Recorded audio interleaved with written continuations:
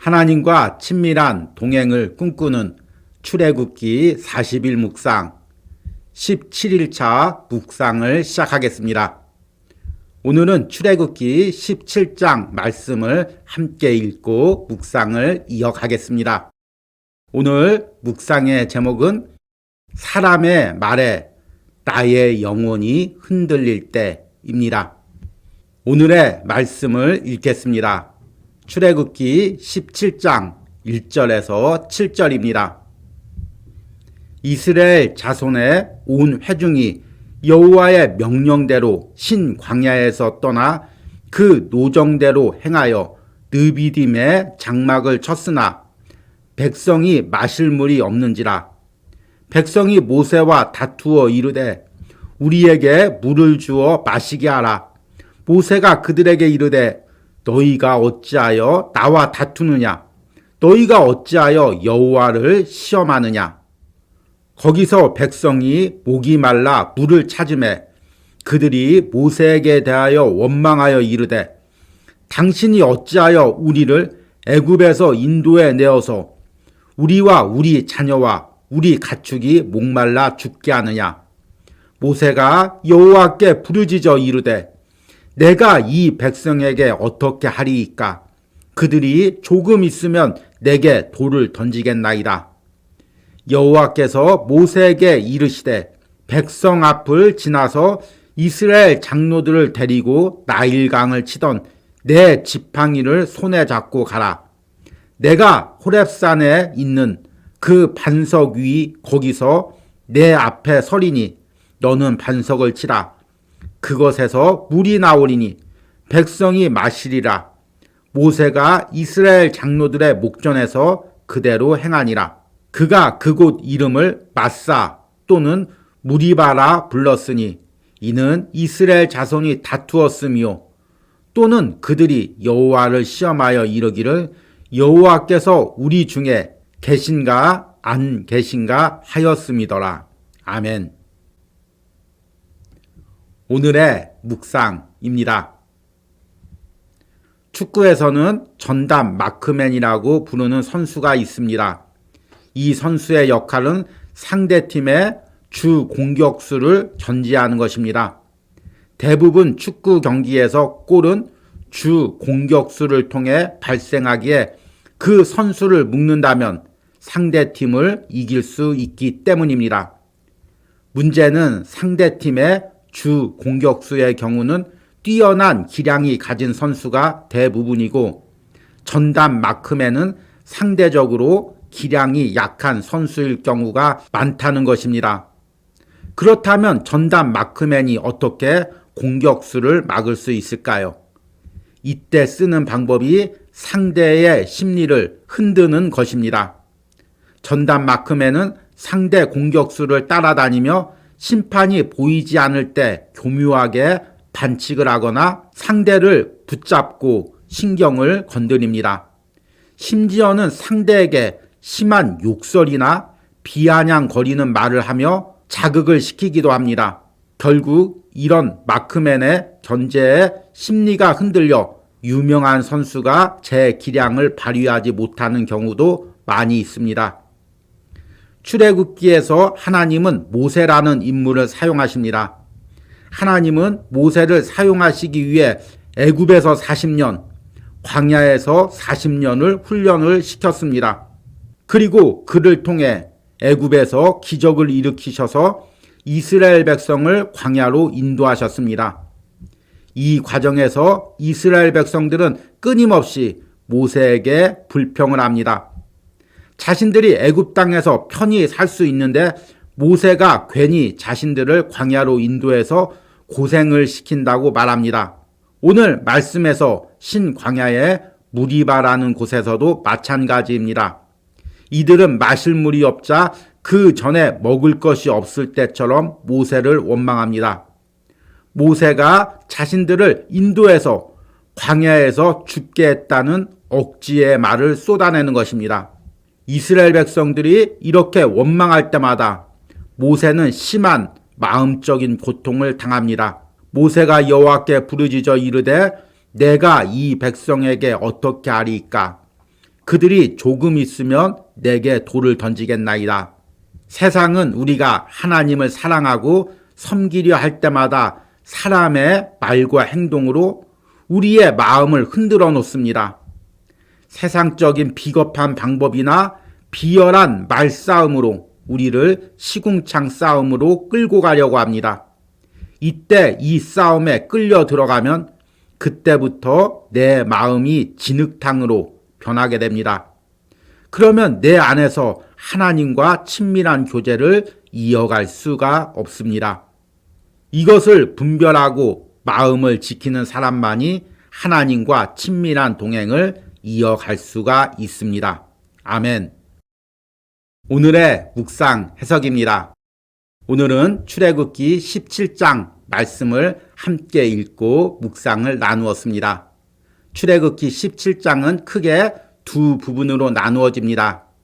전반부에는 이스라엘 백성들이 신광야의 느비딤이라는 곳에 이르러서 물이 없어서 모세를 원망하는 내용입니다. 그때 하나님은 모세에게 명하여 반석을 쳐서 물이 나오게 합니다. 후반부에는 또 아멜렉 족속과 이스라엘 족속의 전쟁 내용이 나옵니다. 이때 모세가 손을 들면 이스라엘 백성들이 승리하고 손을 내리면 아멜렉이 승리했습니다. 그러자 아론과 훌이 모세를 바쳐서 이 싸움에서 승리하게 합니다. 이 두 가지 내용은 전혀 다른 내용 같지만 이스라엘 백성들이 광야의 여정에서 내적인 분열과 외적인 공격에 시달리고 있는 내용을 다루고 있습니다. 지금 이스라엘 백성들은 하나님을 신뢰하며 광야를 걷고 있습니다. 그러나 여건이 만만치가 않습니다. 때로는 먹을 것이 없습니다. 때로는 마실 물이 없습니다. 또 아멜렉과 같은 이민족의 공격도 있습니다. 그때마다 이스라엘 백성들은 모세를 중심으로 한 마음으로 뭉쳐야 합니다. 그러나 이스라엘 백성들은 어려울 때마다 모세를 원망합니다. 그리고 이 과정에서 모세는 마음적으로 육체적으로 많이 시달리게 됩니다. 전반부의 내용은 모세가 마음적으로 흔들리는 부분들을 다루고 있습니다. 이스라엘 백성들은 광야를 지나가다가 어려움만 당하면 모세를 원망합니다. 우리가 애굽 땅에서 종살이하면서 편히 살 수 있었는데 모세가 괜히 우리를 꼬드겨 광야로 끌고 와서 여기서 죽게 하는구나. 이렇게 모세에게 비판을 합니다. 모세 입장에서는 얼마나 억울할까요? 하나님이 명령할 때도 가지 않겠다고 끝까지 버티다가 하나님의 강권에 의해서 이스라엘 백성들을 구원하기 위해서 헌신하고 희생했는데 어려운 일이 닥칠 때마다 그 책임을 모세에게 돌립니다. 사람이 억울한 말을 들을 때마다 마음이 흔들립니다. 우리가 회사에서 일을 하다가도 억울한 소리를 들으면 갑자기 일하기가 싫습니다. 교회에서도 열심히 주의를 하다가 말도 안 되는 비난을 들으면 또 일하기가 싫어질 때가 있습니다. 모세는 앞서서 이스라엘 백성들을 이끌고 가면서 모든 책임을 짊어져야 했습니다. 때로는 이런 억울한 소리도 들어야 했습니다. 그리고 육신적으로도 아침부터 저녁까지 이스라엘 백성들을 다스려야 했습니다.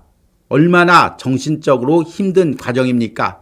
또 아멜렉과 같은 민족들과 전쟁할 때는 그 전쟁을 지휘하며 계속 손을 들고 기도를 해야 했습니다.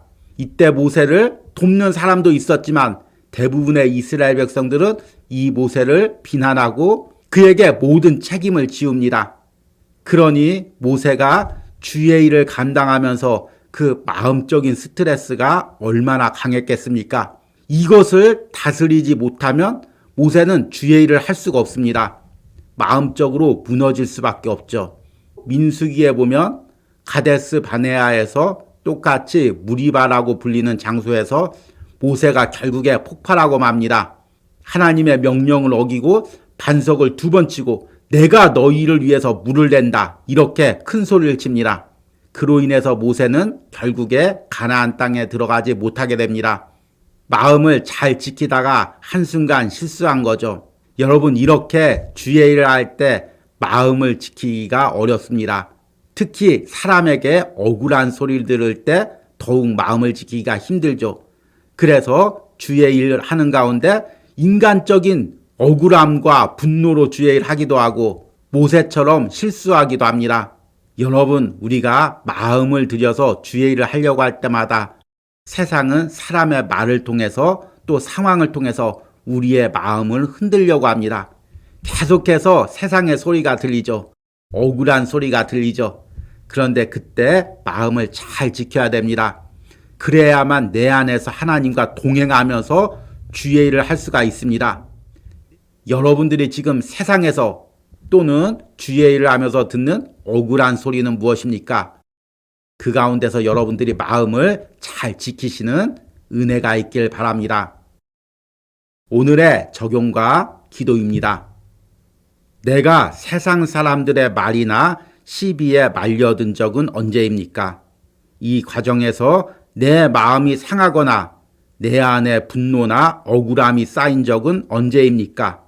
내가 주변 사람의 말이나 억울한 상황에 마음이 상해서 내 안에서의 하나님과의 친밀한 교제를 잃어버리지 않게 해달라는 기도를 드리시기 바랍니다. 우리 함께 기도하겠습니다. 주님, 오늘 모세가 주의 일을 하면서 많은 사람들의 말을 듣는 것을 보게 됩니다. 그리고 마음적으로 고통당하는 모세의 심령을 보게 됩니다.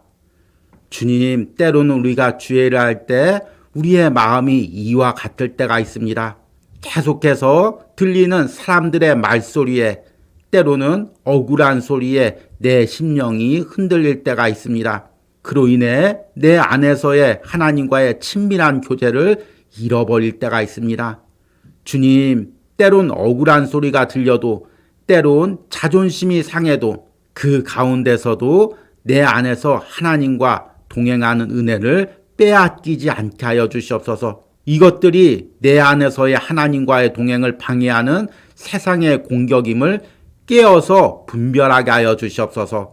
그리고 끝까지 내 안에서 하나님과 동행하며 은혜로, 감사로, 소망으로 맡겨진 주의 일을 감당하게 하여 주시옵소서. 이런 은혜가 오늘 출애굽기를 묵상하는 모든 심령들에게 있게 하여 주시옵소서. 예수님의 이름으로 기도했습니다. 아멘.